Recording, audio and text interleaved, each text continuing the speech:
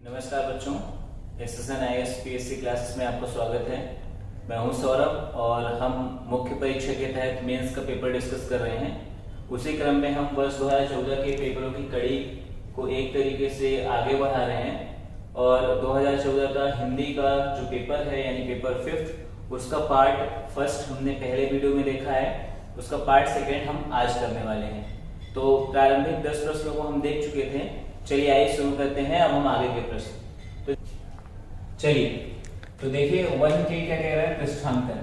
पृष्ठांकन क्या होता है तो आपको पता है कि प्रारूप लेखन का पार्ट होता है, प्रारूप लेखन का एक भाग है।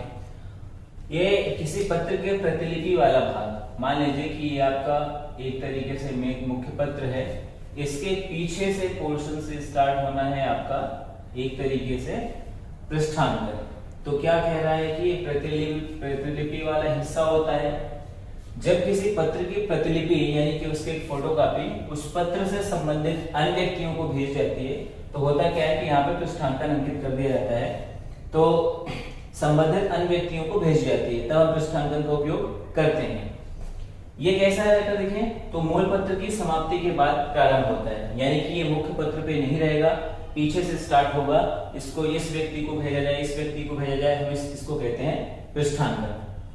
चलिए अगला प्रश्न देखिए 1 का L क्या कह रहा है, पारिभाषिक शब्द क्या है। क्या है पारिभाषिक शब्द?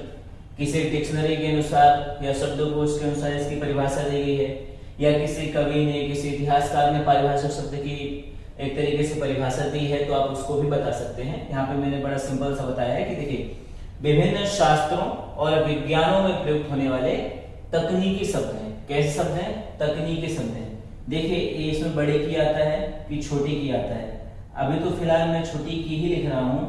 आप मुझे कमेंट बॉक्स में बताइएगा कि तकनीकी में जो बड़ी की आता है कि तकनीकी में छोटी की आता है, तकनीक होता है कि तकनीकी होता है। और आपको पता है कि पारिभाषिक शब्द आपने किसी भी चीज की परिभाषा दी है तो परिभाषा तब तक पूर्ण नहीं है जब तक आप क्या एक उसका उदाहरण या एग्जांपल नहीं दे रहे हैं। तो आपको पारिभाषिक 2-4 शब्द बताने हैं। अभ्यावेदन है, जिलाधिकारी है, अनुलग्नक है। आगे चल के हम ये भी देखने वाले हैं कि पारिभाषिक शब्द जो हिंदी में दिए जाएंगे उसको कैसे हम इंग्लिश में बदलते हैं। चलिए हम अगला प्रश्न देखते हैं 1 का M। ये कहता है कि मुहावरे तथा कहावतों में अंतर बताइए। तो देखिए मुहावरा जो होता है बेटा वो शाब्दिक अर्थ को छोड़ करके नया अर्थ देता है। कैसा अर्थ देता है? कंप्लीट एक नया मतलब देगा, उसका नया मीन बताएगा। कहावत क्या है कि विशेष तथा शाब्दिक अर्थ लगभग अर्थ बदलता नहीं है, उसी का वही मतलब होता है, लेकिन मतलब कैसा हो जाता है, अर्थ कैसा हो जाता है, विशेष। अभी हम उदाहरण लेंगे तो समझ में आ जाएगा। फिर है अंत में क्रियापद, यानी कि जो मुहावरा होता है उसमें अंत में क्रियापद आना ही आना है, करना, खाना, हंसना, ठीक है। और जबकि कहावतों में क्रियापद आए ऐसा आवश्यक नहीं है। उसी तरीके से जो मुहावरा होता है बेटा वो वाक्यांश होता है, यानी कि वाक्य का एक हिस्सा है, एक अंश है, जबकि कहावत जो होती है एक अपने आप में स्वतंत्र वाक्य होती है। उदाहरण देखिए तो आंख दिखाना, तो इसका मतलब क्या है, वो आंख नहीं दिखा रहे अपने, मतलब आंखें नहीं दिखा रहे कि ये देख लो क्या पड़ा है मेरी आंखों में। आंख दिखाना मतलब वो गुस्सा हो रहा है, तो एक तरीके से इसका नया अर्थ है ना। फिर क्या है लास्ट में क्रियापद आ रही है, दिखाना आ रहा है, और ये वाक्य का अंश है, यानी कि वाक्य के बीच में इसको प्रयोग किया जाता है। उसी तरीके से जब आप यहाँ देखेंगे कहावतों में तो जो गरजते हैं वह बरसते हैं, ये इसका एक विशेष अर्थ बता रहा है ना। जरूरी नहीं है कि क्रियापद आवश्यक नहीं है, और ये एक पूरी तरीके का स्वतंत्र वाक्य है। इस तरीके से ये होता है आपका कंप्लीट। चलिए हम अगला प्रश्न देखते हैं, देशज शब्द क्या होते हैं। तो सबसे पहले यदि आप देशज को तोड़ेंगे, संधि विक्षेप करिए तो देश प्लस अज, मतलब देश के अंदर, अज का मतलब होता है जन्मा। तो मतलब क्या हुआ, देखिए ऐसे शब्द जिनका जन्म देश के अंदर हुआ है। आप परिभाषा बनाइए तो जो विभिन्न ग्रामीण समुदाय से आए हैं तथा जिनका जन्म देश में ही हुआ है। आप पूरा डेफिनेशन कैसे बोलेंगे, ऐसे शब्द जो विभिन्न ग्रामीण समुदाय से आए हैं तथा जिनका जन्म देश में ही हुआ है, ऐसे शब्दों को देशज शब्द कहा जाता है। उदाहरण बताइए आप, पगड़ी, लोटा, झोला। देखिए हर एक परिभाषा में आपको उदाहरण जरूर देना है। उसके बाद 1O क्वेश्चन पूछ रहा है कि खड़ी बोली के पहले प्रचलित कविता की भाषा, देखिए कविता नहीं पूछे, भाषा पूछ रहे हैं कि खड़ी बोली से पहले कौन सी भाषा थी। तो आपको पता है कि भाषा के विकास में सौर सेनी जो अपभ्रंश है उससे खड़ी बोली का विकास हुआ है। खड़ी बोली एक्चुअली जब आप इसको लाइन से देखने वाले हैं तो पाली, प्राकृत, सौर सेनी, तो इस सौर सेनी इसी क्रम में आती है। सौर सेनी का यदि हिंदी मतलब खड़ी बोली बोलूं कि किस पार्ट का भाग है, किसका कहां से आती है सौर सेनी, तो सौर सेनी का भाग है पश्चिमी हिंदी। क्लियर? तो ये आपको याद रखना है कि खड़ी बोली के पहले जो प्रचलित कविता की भाषा थी वो है सौर सेनी या अपभ्रंश भाषा। चलिए हम अगला प्रश्न देखते हैं। पूछ रहा है कि परहित सरस धर्म नहीं भाई किस कवि की पंक्तियां हैं। तो आपको बता दूं ये जो स्रोत है इसका बेटा ये रामायण है, ये रामायण से पंक्तियां ली गई हैं और ये प्रसिद्ध जो पंक्तियां हैं ये गोस्वामी तुलसीदास जी की हैं। देखिए किसी लेखक के अनुसार लेखक ने क्या कहा है, कुछ प्रसिद्ध कथन कहा है तो उसको भी पूछा जा सकता है। जैसे हाय अबला तुम्हारी यही कहानी आंखों में, है ना, ऐसा एक करके पंक्ति है, एक कथन है। तो आपको याद रखना है कि जिस भी कवि ने, जिस भी लेखक ने कुछ महत्वपूर्ण कथन बोला है उसको आपको अच्छे से पढ़ना है, अच्छे से याद रखना है। आगे जो प्रश्न पूछा गया था कि परहित सरस धर्म नहीं भाई किस कवि की पंक्ति है, तो याद रखिएगा गोस्वामी तुलसीदास की। उसी तरीके से है अगला प्रश्न कि हिंदी साहित्य का इतिहास लिखने वाले प्रारंभिक 3 इतिहासकार के नाम बताइए। तो प्रारंभिक 3 इतिहासकार कौन कौन है? तो गारसा दत्तासी हैं, शिव सिंह सेंगर हैं और मिश्र बंधु हैं, गणेश मिश्र और श्याम मिश्र। तो ये 3 इतिहासकार हैं जिन्होंने हिंदी साहित्य का इतिहास लिखा है। चलिए 3 नंबर का ये आज का आखिरी प्रश्न, इसमें पूछा था कि 3 विदेश में रहने वाले हिंदी लेखकों के नाम लिखिए।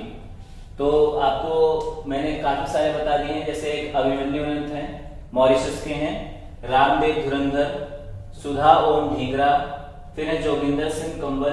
देखिए इनको फिजी नामक जो देश है तो फिजी का प्रेमचंद कहते हैं, ये इंपॉर्टेंट है, आप याद रखिएगा।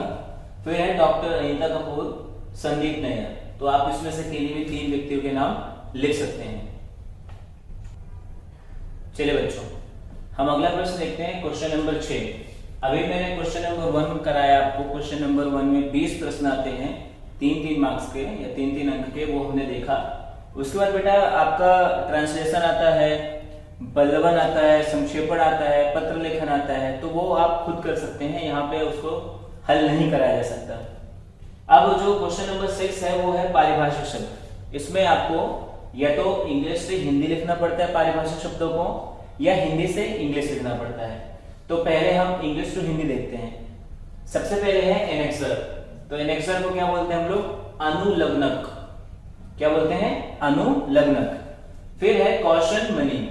कौशन मणि के लिए 3 शब्द हैं, देखिए अवधान राशि है ना, फिर है रेहन भी बोलते हैं, पुराने समय में इसको रेहन बोलते थे, और जमानत राशि।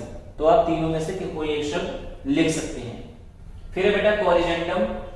तो कोरिजेंटम का मतलब क्या होता है? शुद्धि पत्र। उसके बाद है इप्सो फैक्टो। आपने ये राजव्यवस्था पेपर में जरूर पढ़ा होगा, इप्सो फैक्टो। तो इप्सो फैक्टो का मतलब होता है वास्तविक, वस्तुतः या वास्तव में। आपको जो शब्द अच्छा लगे वो आप लिख सकते हैं। फिर है बेटा डेरोगेटरी। तो डेरोगेटरी का मतलब क्या होता है? अपमानजनक। उसी तरीके से अगला है एम्बेजलमेंट। तो एम्बेजलमेंट का मतलब होता है गबन, एक तरीके से बड़ा घोटाला या घपला। फिर है बेटा ग्रेचुटी। तो ग्रेचुटी का मतलब होता है उपहार।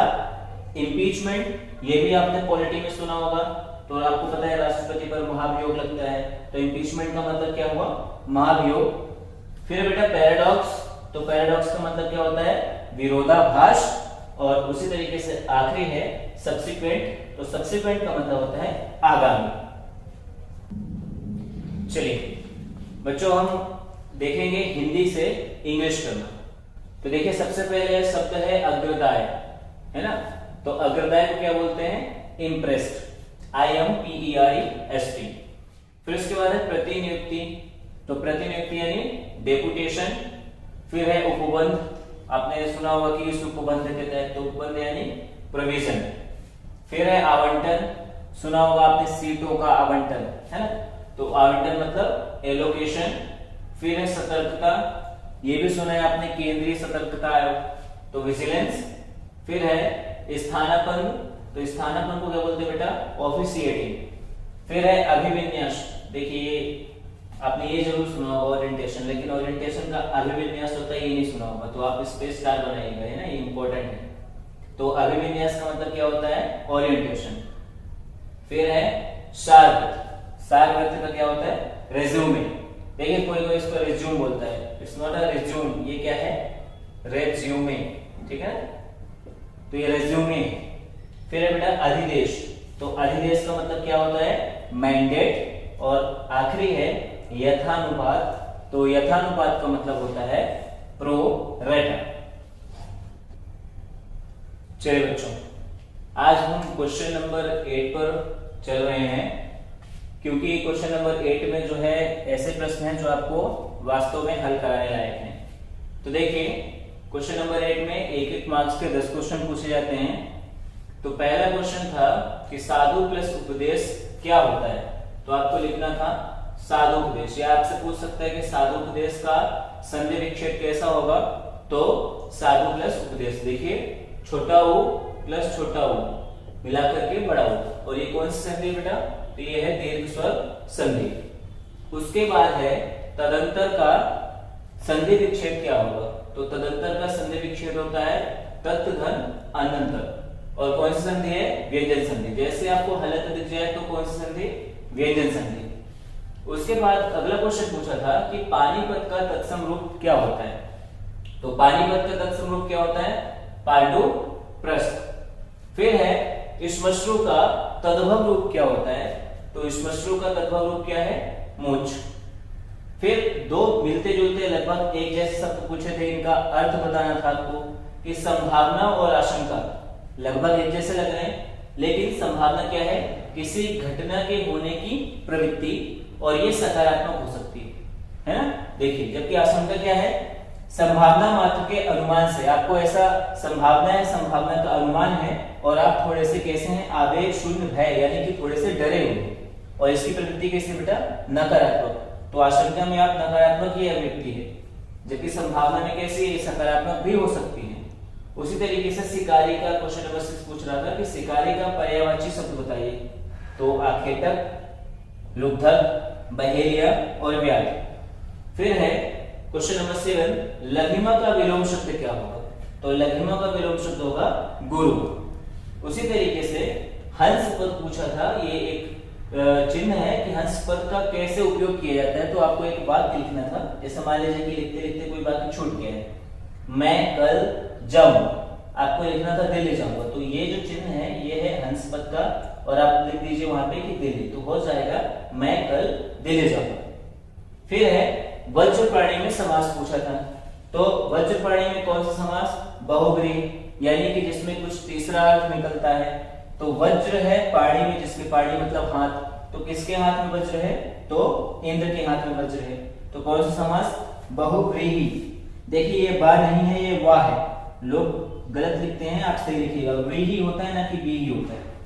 उसी तरीके से लास्ट प्रश्न था कि भक्ति में कौन सा प्रत्यय है, तो भक्ति में कितने प्रत्यय है। इस तरीके से 2014 का हिंदी का पेपर 5th पूरा जो सॉल्यूशन एक तरीके से करवाना चाहिए, मैंने पूरा डन करवाया है, और इसमें जो भी क्वेश्चन आंसर पूछे गए थे, क्वेश्चन आंसर का सारा कुछ लिख करके हमने बोर्ड पे लिख करके समझाया आपको, और आपने समझा है।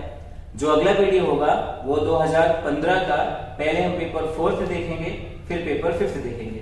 तब तक के लिए नमस्कार।